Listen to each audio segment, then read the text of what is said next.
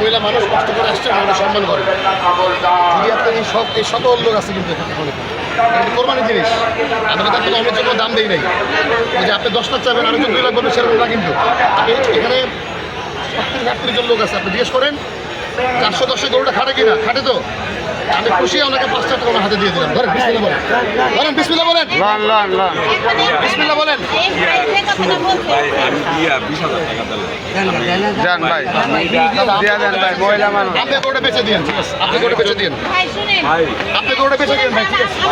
ওই ব্যবসা করি না ভাই। আপনি এটা পারবেন না যে আমি এখান থেকে ওনার সম্মান এই 7 টাকা ধরেন, আরে ধরেন 7 টাকা ধরেন, বিসমিল্লাহ বলেন, বিসমিল্লাহ বলেন, 7 টাকা রাখেন।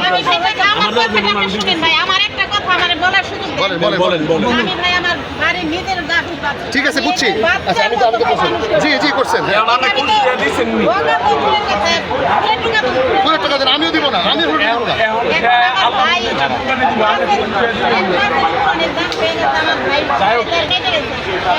আমার 9 লাখ টাকা দাম হচ্ছে।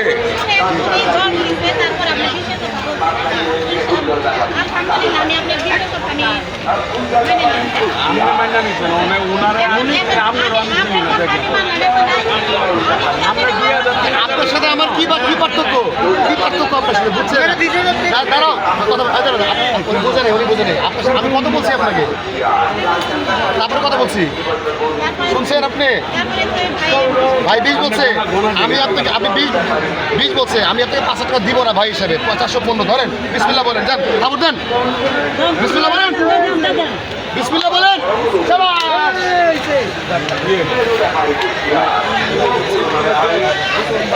ভাই মানে ভাই কত কত কিনলেন? এই 1000 টাকা 4,16,000। 4,16,000 চাইছিল কত ভাই, চাইছিল কত?